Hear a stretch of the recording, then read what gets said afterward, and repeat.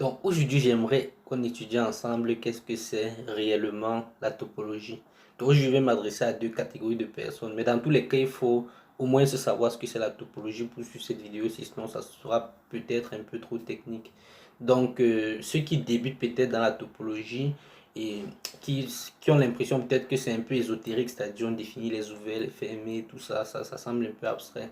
Et puis ceux qui sont peut-être aussi déjà plongés là-dedans, mais ils ne trouvent pas directement le sens de ça. Ils ne savent pas véritablement ce qu'on étudie là-dedans. Peut-être ils savent que c'est un outil qui est dans les autres disciplines des mathématiques, mais fondamentalement, ils ne voient pas directement ce que signifie même la topologie.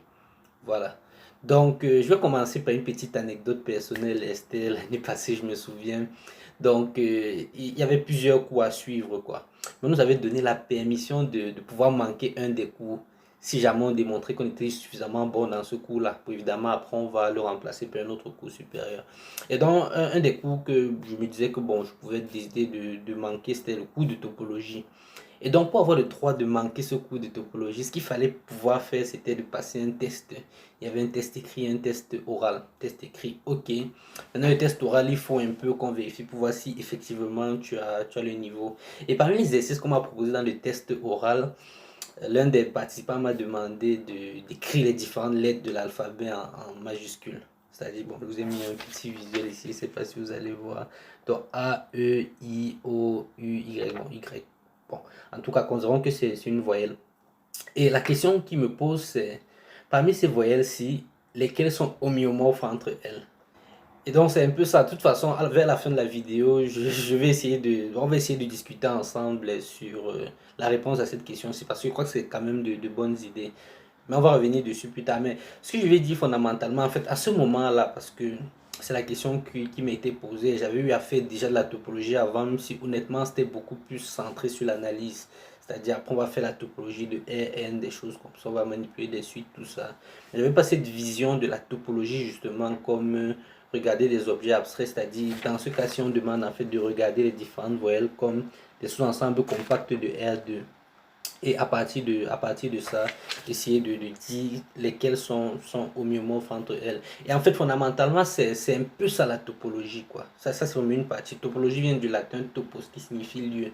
La topologie, en fait, c'est l'étude du lieu.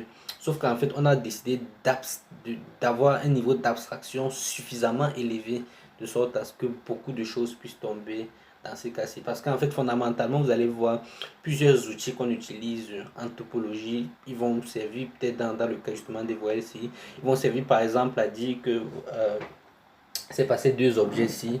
Par exemple, vous avez ceci et une tasse. En réalité, d'un point de vue topologique, ils sont égaux. Et en fait, si on revient sur le mot égaux, vous savez qu'en mathématiques, à l'époque, on faisait quoi? On prend un objet, on dit cet objet-ci est égal à, on écrit est égal à, donc c'est pas A plus B facteur de C est égal à A facteur de C plus B facteur de C, etc. Ce genre de truc est égal à. Et ensuite, il y a un gars, j'ai oublié son nom, désolé, qui a dit, mais c'est trop fatigant de dire partout est égal à égal à. Qu'est-ce qui se passe si je mets juste deux barres? Et c'est comme ça qu'aujourd'hui on considère égal à. C'est toujours ça en mathématiques, c'est toujours l'idée de chercher à comparer différentes valeurs. Quoi. Bon, pas toujours, mais presque toujours. Ça, c'est une grande philosophie mathématique. Comparer plusieurs objets. Donc, le grand avantage à étudier ça, parce que c'est en fait ça, le gros objet même de la topologie. Son gros objet, c'est de se dire que on va essayer de voir quels sont les objets qui sont égaux dans un sens qu'on appelle justement le sens topologique, qui signifie en fait qu'ils sont homéomorphes. Je rappelle que l'homéomorphisme, c'est tout simplement une application qui est bijective, qui est continue, tel que l'inverse est continu également. Donc ces objets-là, en fait, ils conservent la topologie fondamentalement.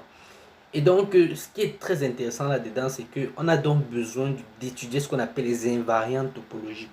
Parce qu'en réalité, lorsque tu as deux objets, comme on va le voir justement dans le cas si est pratique à la fin, tu as deux objets comme ça, si tu es capable de définir certaines notions qui sont plus abstraites, qu'on appelle les invariantes topologiques, qui vont te dire qu'en fait, si tu as deux objets qui sont homéomorphes, alors ils satisfont aux mêmes invariantes topologiques. Et s'il y a le vice-versa, alors c'est quelque chose d'extraordinaire. Peut-être dans une vidéo ultérieure, si ce genre de sujet vous intéresse, on peut faire une petite liste, donc une tier list peut-être des invariants topologiques, quoi, avec les invariants qui sont vraiment pertinents dans tel ou tel contexte, parce que voilà, ça dépend du contexte à peu près. Donc, quel est l'avantage de tout ça? Parce qu'à un moment, il faut bien se demander, mais quel est l'avantage d'étudier justement les invariants topologiques?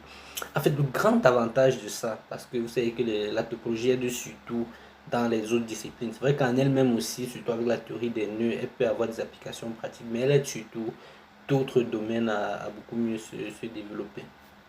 Et donc, le grand avantage de ça, d'avoir ça, c'est qu'on obtient ce qu'on appelle en mathématiques la classification. Grâce à ça, on peut obtenir une classification suivant le critère d'invariance topologique, quoi. C'est-à-dire qu'en fait, si on reprend le cas de ces deux-ci, on va pouvoir dire qu'on a classifié. Et fondamentalement, c'est ça. Si on travaille avec des surfaces comme ça, on est capable de classifier ces surfaces en fonction du nombre de trous. Et fondamentalement, ici, là, c'est la seule chose qui compte véritablement, hein, le nombre de trous. Vous voyez, ici, il y a un trou dû à l'anneau, et ici, il y a un trou, bon, le cœur, etc.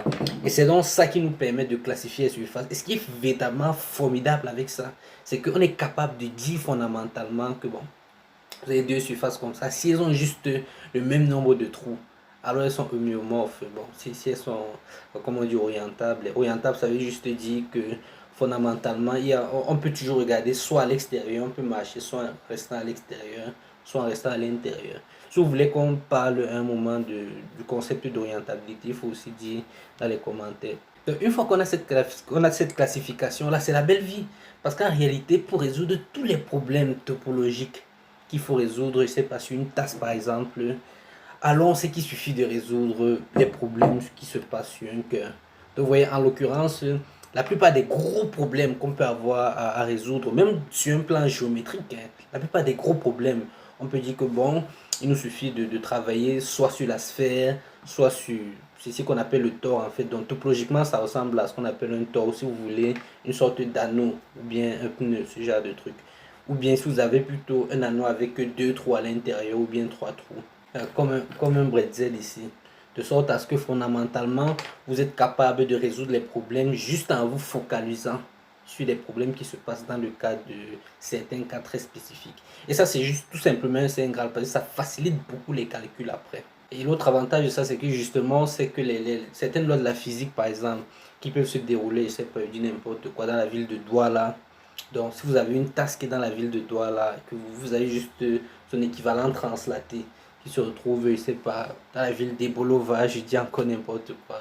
Alors, vous savez que les mêmes lois de la physique, c'est-à-dire que les équations de la chaleur, les équations de Maxwell vont toujours marcher, qu'on soit à Douala ou bien à Yaoundé, parce que justement, topologiquement, c'est la même chose, quoi.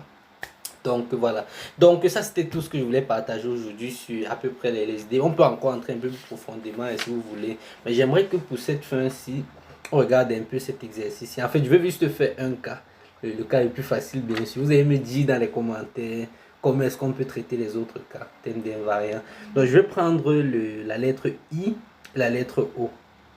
Déjà tout de suite, j'aimerais que vous me dites dans les commentaires avant d'écouter la suite. Pour vous, est-ce que la lettre I et la lettre O sont homéomorphes? C'est-à-dire, est-ce qu'il y a un homéomorphisme entre la lettre I et la lettre O?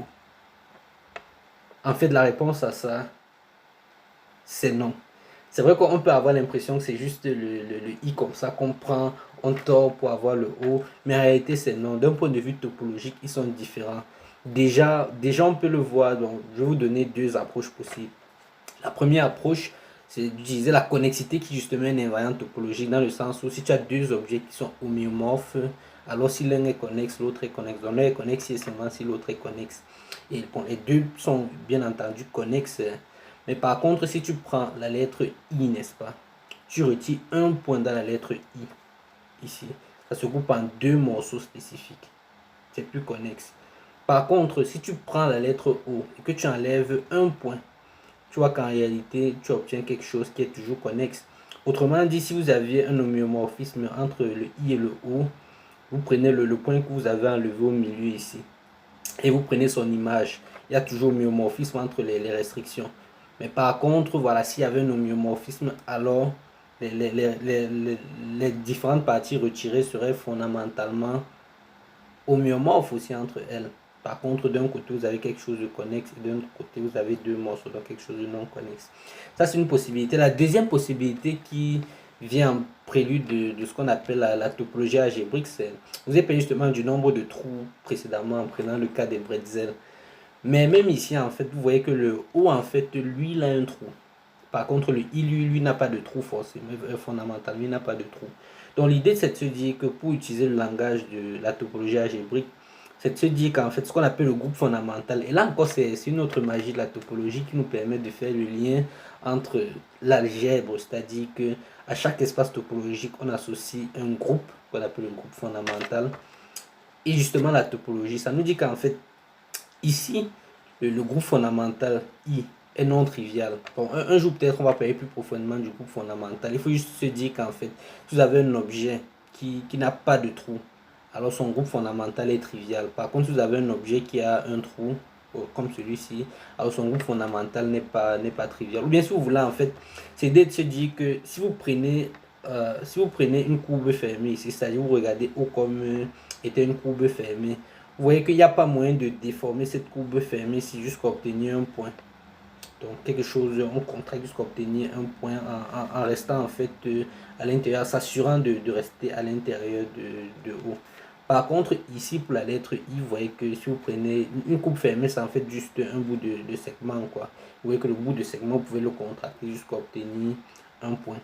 Donc c'est un peu ça l'idée fondamentale, c'est ce que je voulais partager. Dites-moi, donnez-moi la classification ici, une sorte de mini classification des surfaces qui sont, des voyelles qui sont homéomorphes entre elles ici. Et puis voilà, moi je serais content, on peut discuter dans les commentaires de ce problème-là, hautement intéressant si vous voulez. Donc c'est la petite capsule très incomplète, je sais, que je voulais partager aujourd'hui pour qu'on s'amuse un peu quand même. Quand même, il faut s'amuser un peu. Et puis, je me rends même compte que j'ai oublié de vous demander de vous abonner, etc. Donc, abonnez-vous, partagez pour qu'on s'amuse ensemble. Et comme d'habitude, la paix sur vous, les amis.